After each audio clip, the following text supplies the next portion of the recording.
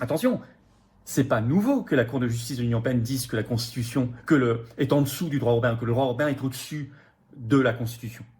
C'est dit depuis un arrêt de 1964 qui s'appelle très célèbre Costa contre Enel.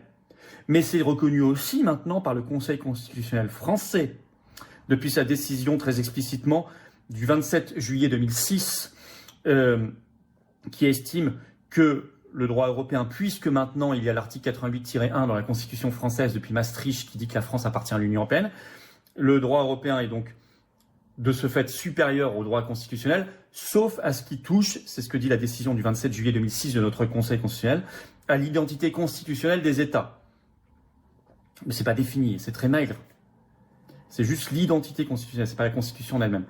Et la Cour de justice de l'Union européenne, elle, estime que tout est supérieur à la Constitution et que c'est elle qui doit veiller à la bonne application de l'article 4, paragraphe 2 du traité de l'Union européenne qui respecte l'identité nationale des États membres, mais c'est elle qui juge qui relève ou pas l'identité nationale des États membres. Donc, en fait, ceux qui vous disent la Constitution est supérieure au droit européen, non. Et c'est la Cour de justice de l'Union européenne qui le dit, mais pas que. C'est aussi le Conseil constitutionnel français. Conséquence très pratique. Bon, ça montre à quel point notre souveraineté nationale et populaire est amputée, à quel point nous vivrons sous tutelle. On le savait, mais c'est plus brutalement dit que jamais pour ceux qui ont besoin de ça pour être réveillés, pour se battre pour le Frexit avec nous. Eh bien, qu'ils soient réveillés maintenant, tant mieux. Mais surtout, en plus, ça ferme toutes les autres portes des fausses alternatives. Notamment le programme, alors c'est dans le programme du RN, je crois que c'est dans une partie de LR qui le dit aussi, Reconquête, peut-être une partie des LFI aussi qui dit on va mettre dans la Constitution ce qu'on veut protéger du droit européen parce que la Constitution est supérieure au droit européen, donc ce sera protégé.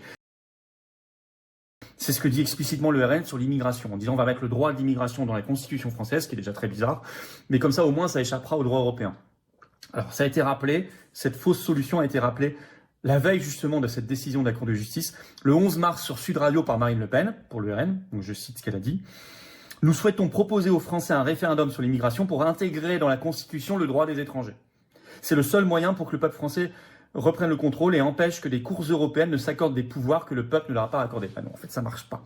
Alors d'abord, moi, j'avais répondu à ce tweet en public sur X, donc ce 11 mars, sur mon compte X, c'est F-Philippot, comme Instagram, pour ceux qui veulent me suivre, F-Philippot, et j'avais répondu. Donc avant même la décision, c'était la veille. Je la connaissais pas, cette décision. Non, ça ne fonctionnera pas. Ce ne sera pas reconnu ni par le Conseil constitutionnel de Richard Ferrand, dont je rappelle qu'il a été nommé jusqu'en 2034 président du Conseil constitutionnel, meilleur ami de Macron, grâce au RN. Ça ne sera pas reconnu comme supérieur au droit européen, ni par la Cour de justice de l'Union européenne. On connaît déjà la jurisprudence. Le problème, j'écris, restera entier et l'immigration ne baissera pas d'un pouce. D'autant qu'il y a un problème de principe, il faut quand même le poser.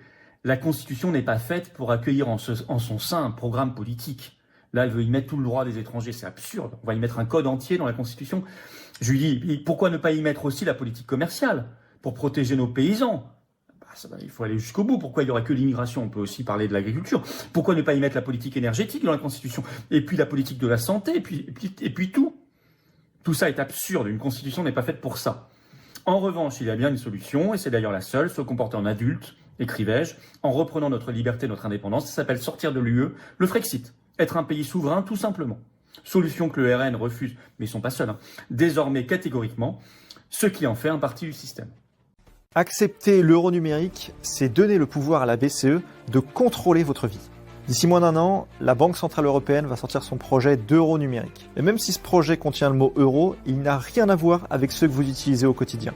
Parce que cette monnaie sera entièrement traçable et programmable. Ce qui veut dire que la BCE saura quand et comment vous dépensez votre argent. Et le pire, c'est qu'elle sera en mesure de le bloquer si vous ne respectez pas ces règles. Alors la meilleure chose que vous pouvez faire... Non, la solution est de quitter cette Union européenne en votant pour le Frexit. Voilà.